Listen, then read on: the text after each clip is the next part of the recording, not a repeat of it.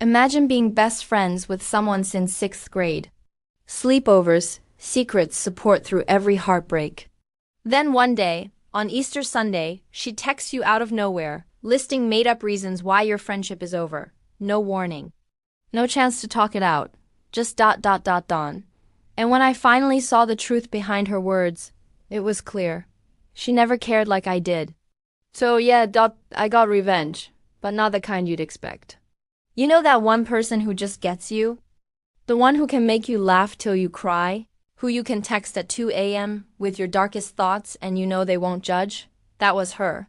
We met in sixth grade, two awkward kids stuck at the same lunch table, both obsessed with those cringy vampire books and sour candy.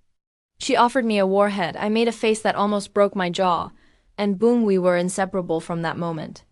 Middle school? We owned it. Sleepovers every weekend, making up fake boy band crushes just to see who could pick the weirdest one. We had our own language, our own inside jokes. She called me shrimp because I was shorter, and I called her giraffe because she shot up like a weed overnight. That was us always teasing, always laughing. And it wasn't just the fun stuff. I was there through everything. When her parents were fighting nonstop and she couldn't sleep, I stayed up with her on FaceTime all night.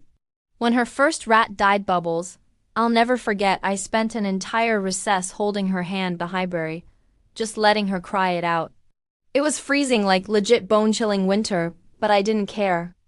I only left when the bell rang and I muttered, "It's cold," as we walked inside.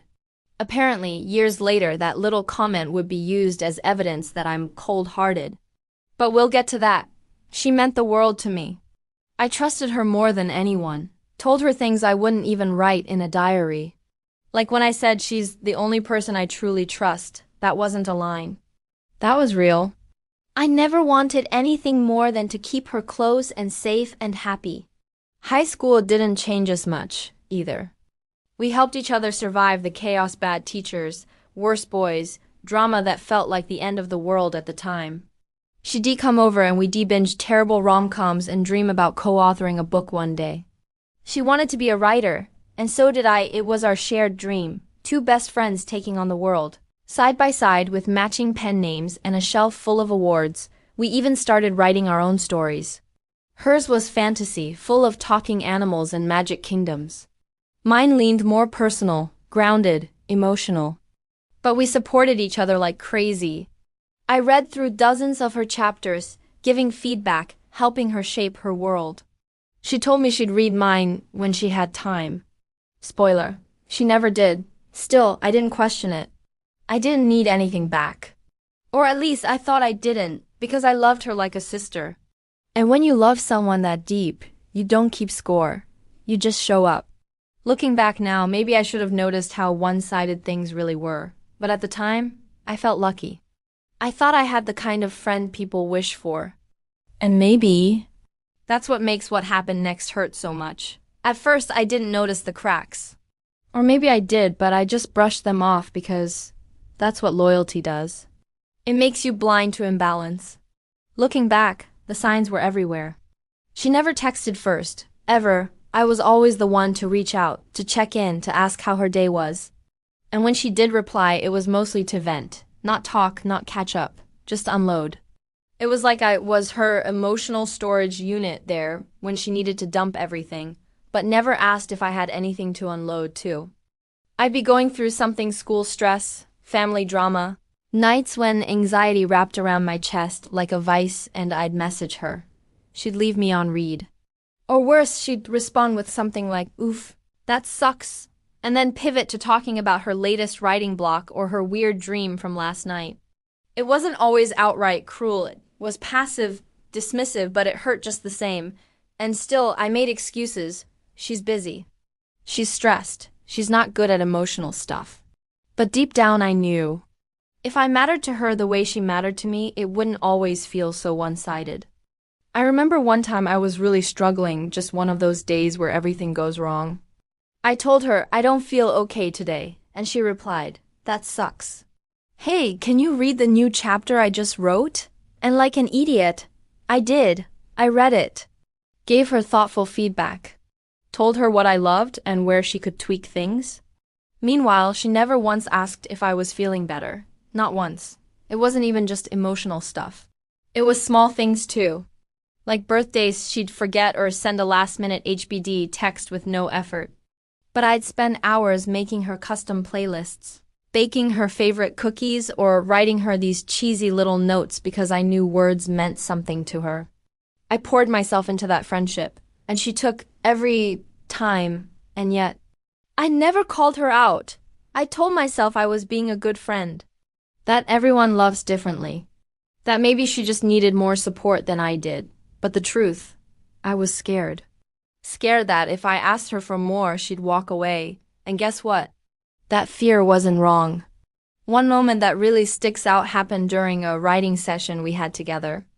She was rambling about her fantasy world, like deep lore stuff that I had heard a dozen times already. But I still listened. I always did. Then I tried to share something about my story, this really personal scene I had finally finished, and she literally cut me off mid-sentence. "That's cool," she said, "but what if my main character got a dragon instead of a sword?"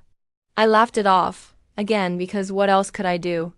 And maybe the worst part is I never got an apology for any of it. Not once. Even when I tried to be honest and vulnerable, like telling her I felt like I was always giving more than I got, she'd deflect. "You're just being sensitive." Or, "It's not that deep." But it was that deep, and I started to drown in it. I think part of me held on because of history. Because I couldn't believe that someone I shared so much with could turn out to be so selfish. I clung to the good times like they were proof the bad ones didn't count, but deep down something in me was shifting. I was starting to question things I once took for granted. The dynamic didn't feel like friendship anymore. It felt like servitude, and I was tired. I remember the last time I reread her draft. I'd already read it more times than I could count, each time giving fresh notes, catching typos, pointing out plot holes like a professional editor. She thanked me, sure, but when I gently asked if she could take a look at one chapter I was proud of, she looked uncomfortable and said, "That's a bit much." That line, that broke something in me. All this time, I'd been bending over backwards, making space for her, lifting her up. And when I asked for even a fraction of the same, I was too much. That's when I started really paying attention. And I didn't like what I saw. It was Easter Sunday, a day that's supposed to be about renewal, family, peace. I woke up to sunshine and chocolate eggs. By the end of the day, I was staring at my phone, heart racing, hands shaking, reading the text that ended a friendship I thought would last forever. Her message came out of nowhere. No warning, no, "Hey, can we talk?" Just a paragraph-long monologue where she told me bluntly that she no longer wanted to be my friend. I had to read it 3 times to make sure I wasn't hallucinating. She said I was toxic, that I crossed boundaries, that she'd been holding things in for a long time. Now she couldn't do it anymore. I didn't even know what to respond. But then I kept reading, and that's when it really hit. Her reasons were so twisted, so disconnected from reality, that they felt like someone else's memories, like she'd taken a BuzzFeed quiz called "How to Justify Ditching a Friend" and picked random answers. The first reason? "When my rat died, you walked away and said you were cold." I froze. Was she serious? I was with her the entire recess that day. I hugged her, sat on the freezing pavement beside her for nearly 20 minutes, just listening, letting her cry. When the bell rang, I said, "It's cold," as I stood up to walk inside, and somehow years later, she rewrote that moment as if I abandoned her. I felt sick. Then came the second accusation. "Every time we had a sleepover, you tried to date me." What? I never once flirted with her, never crossed a line. All I ever said once was that I trusted her more than anyone, because it was true. She was my emotional safe place. The idea that she twisted that into something predatory. It made me feel disgusting, violated, like she'd weaponized my vulnerability against me. She listed a few other vague issues, none of which made sense, all of which felt like scenes from some alternate version of our friendship. And what made it worse? She didn't even give me a chance to respond. No discussion. No. "Hey, this has been bothering me. Can we talk?" Just a hit-and-run text that shattered everything. I stared at my screen, tears welling up, mouth open in disbelief. Was I really that blind? Had she been building up resentment this whole time while smiling to my face? I tried to think back, had I ever hurt her without realizing? Had I missed some cue? But no matter how I flipped it in my mind, the answer kept coming back the same. She didn't just want to end the friendship. She wanted to villainize me in the process. I texted back, calmly, asking for a clarification. Told her I was confused and hurt but willing to talk things through. She didn't reply. That silence. It screamed louder than anything. It told me this wasn't about healing. It wasn't about truth. It was about her needing to cut me out, and instead of owning that, she rewrote our history to make herself the victim. That night I couldn't sleep. My mind was on fire, replaying every moment, every conversation. I felt like I was mourning a death. But worse, because the person wasn't gone. She was still out there. Just pretending I was never important. The worst part? She made me doubt myself. For a minute, I actually wondered if I had done something wrong. If maybe I was a bad friend and didn't know it. But then I remembered all the nights I stayed up for her. All the times I dropped everything to be there. All the love and time and energy I gave freely, expecting nothing in return but kindness. And I got lies. So yeah, Easter Sunday? That was the day she ended it. But it was also the day I started waking up. After that Easter text, I didn't cry right away. I didn't scream or block her or rush to rant online. I just sat there, numb, not weird, quiet way where your brain tries to convince you none of it really happened. But over the next few days, that numbness melted into something else: awareness, clarity, the kind that creeps in slowly, like sunlight through a crack in blackout curtains. I started rereading our old texts, scrolling back through years of conversations I'd saved because, at one point, they made me feel loved. Now, they felt like evidence. Convo after convo, I saw the pattern. Me: hey, how was your day? Her: oof, terrible. I have to rant. Me: I'm feeling really off today. Her: damn, that sucks. So guess what happened to me? It wasn't just one-sided, it was hollow. I kept trying to connect, and she kept turning it into a monologue. She wasn't building a bond, she was feeding on attention. I found one thread from months earlier where I sent her a long message about something really personal. I was vulnerable, scared. She heart-reacted to it and never replied. 2 days later, she messaged, "Are you free to read something I wrote?" That was the moment I realized I was never her priority. I was a convenience, a reliable sounding board, an emotional punching bag she could come back to whenever she needed, knowing I'd always be there. I started doing the math. Every crisis she had, I was front row, no hesitation. Every time I needed her, I got silence or worse, dismissive sympathy wrapped in a shrug. And the more I thought about it, the clearer it became. This wasn't a sudden breakup. This was a long, slow withdrawal I never noticed because I was too busy holding the door open for her. She never invited me into her world. I had to claw my way in. And the second I asked for space in mine, I became too much. That phrase echoed in my head. Too much. Like wanting emotional support was a burden. Like needing balance in a friendship was unreasonable. I remembered the moment she said my asking her to read one chapter of my book was a bit much. Meanwhile, I'd read her entire manuscript multiple times, offered edits, helped her rewrite scenes from scratch. I gave so much time, energy, trust, and what I got back was conditional attention, filtered through convenience. And yet, I clung to the good memories like a lifeline. I'd tell myself, she's just going through stuff, or she's not good at emotional things. But if that were true, why did she always find the energy when it was about her? I started to see the difference between being a friend and being a fan. I was cheering her on, lifting her up, supporting her through every high and low, but she never clapped for me. Never showed up unless she needed something, never even said, "I'm proud of you." I was never an equal, I was a safety net. And the more I faced that truth, the angrier I got. Not just at her, but at myself, for letting it go on so long. For ignoring my own needs.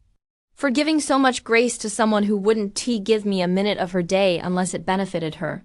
But beneath the anger was something else. Something stronger. Freedom. Because once I saw it for what it was, I didn't miss her the same way anymore. I missed the idea of her, the version I'd built in my head, the one who cared, the one who would never hurt me. but that person never really existed. And suddenly, I didn't want her back. I didn't want closure. I didn't want to fix anything. I wanted to heal. Alone, on my own terms. So I stopped checking my phone for her name.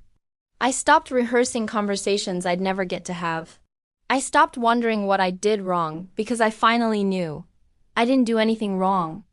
I just expected loyalty from someone who only showed up when it was easy. And that realization, it didn't just close a chapter, it burned the whole book. At first, I didn't think about revenge. I just wanted the pain to stop. I wanted to delete our chat thread, forget she existed, and pretend like I'd never shared so much with someone who clearly didn't value it. But then I looked at my unfinished manuscript. The one I put on pause for her book readings, her brainstorming sessions, her emotional spirals. It had been sitting in a folder, half done, waiting for me to believe in it again. And that's when it hit me. I wasn't going to cry over her anymore. I was going to create something better than anything she'd ever made. So I made a decision. I would finish my book. Not just finish it, I'd pour everything into it. Every bit of pain, every unresolved word, every scream I'd swallowed in silence. I'd turn it into pages. That was the moment it stopped being heartbreak and started being fuel. Writing became my therapy and my weapon. I stopped chasing closure and started chasing commas. I set goals. Woke up earlier, wrote during lunch breaks, revised scenes at midnight. It wasn't easy, but it felt right. Because every time I typed a sentence, I took back a little piece of myself. Every paragraph was proof that I didn't need her validation to be worthy. That I was always more than just a sidekick in someone else's story. And yes, I'll admit it, I made a few subtle nods in my book. Nothing obvious. No names, no timelines. But there's a charismatic, emotionally manipulative girl who only shows up when she's the center of attention. She talks pretty. She makes you feel like you're her whole world until you're no longer useful. Let's just say, the people who know, they'll know. There's even a line one of the main characters says after being betrayed by someone. Close. Some people don't leave you, they just stop pretending. That line wasn't for the reader. That was for me. Finishing the book felt like reclaiming my voice, but publishing it? That was the real revenge. I didn't just slap it online. I researched. I worked on cover art, formatting, editing. I treated it like it mattered because it did. Not because I wanted to outsell her, but because I wanted to prove to myself that I could follow through. That I could take pain and turn it into something powerful. And then came the day I hit publish. The second that confirmation email came in, I cried. But this time, it wasn't grief. It was pride. It was relief. It was everything I'd been holding in for months, pouring out as proof that I'd survived. I didn't even tell her. I didn't tag her. I didn't post some petty subtweet. I let the silence speak. And as word started spreading, people reading it, messaging me, sharing how the story resonated, I felt something I hadn't felt in a long time. Validation, but not from her. From me, because here's the thing about revenge. The most satisfying kind doesn't come with fireworks or confrontation. It comes when you do better without them. When you rise so high, they have to look up just to see your shadow. And maybe she's still working on her book. Maybe she's struggling with writer's block or trying to make sense of her story. I don't know. I don't care because I'm no longer writing to impress her. I'm writing for the person I used to be, the one who gave too much and asked for too little. The one who thought being needed was the same as being valued. The one who finally realized her worth wasn't measured by someone else's attention. Publishing my book wasn't about beating her to the finish line. It was about realizing I was never in the same race to begin with. And the best part? She see the cover. She hear the buzz. She might even read it. And she know. Without me ever saying a word. There's something wild about healing. It's so quiet at first, you barely notice it. You think you're still hurting, still holding on to the wreckage. But then one day, you wake up, open your phone, and realize you haven't thought about them in weeks. That's what the glow-up felt like. After I published my book, things didn't explode overnight. There was no viral moment, no sudden fame. Just a slow, steady build. A few downloads at first, then a message, then two. Then a DM from someone who said, This made me feel seen. That's when it hit me people were reading my words, not just skimming them, feeling them. One girl said she cried reading the chapter where the protagonist walks away from someone she used to love. Another messaged, "I think you wrote this during your villain era, and honestly, I needed it." I started to realize that my story wasn't just revenge, it was relatable. Everyone's had a one-sided friendship. Everyone's been used and discarded. And my pain, poured into pages, was now comforting strangers who felt the same. That was the true glow-up. And while all of that was happening, she was silent. No reaction. No shade. No sudden reappearance. She just vanished like a ghost that had already moved on to haunt someone else. But that silence. It was loud, because I know she saw it. Mutual friends mentioned it in passing.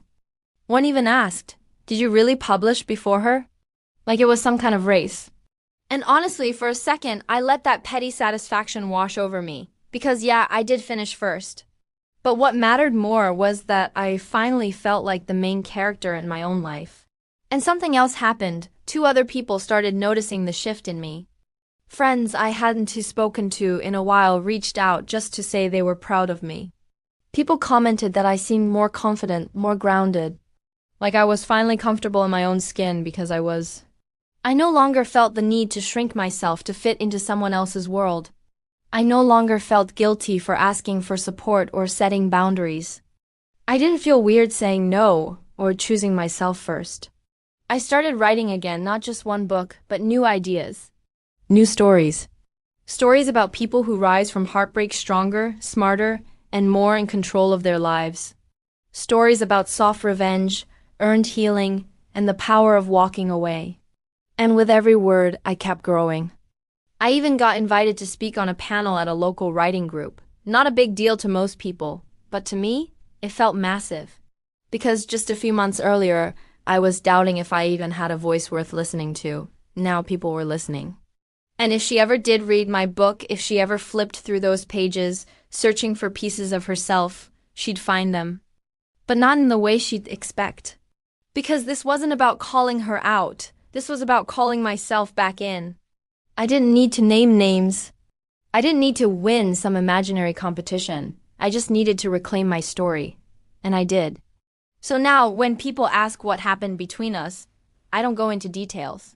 I don't list her betrayals. I just say, we grew apart. And I grew better. Because the truth is, the glow-up wasn't about revenge. It was about returning to myself. And honestly, I've never felt more powerful. She thought she could cut me out like I was disposable, but all she did was light a fire I didn't know I had. I wrote through the pain, published something real, and walked away with my head high. If someone ever tries to rewrite your truth, write your own damn ending. And if you like this revenge story, hit that like button, subscribe for more. And remember, the best revenge is showing them they were never the main character.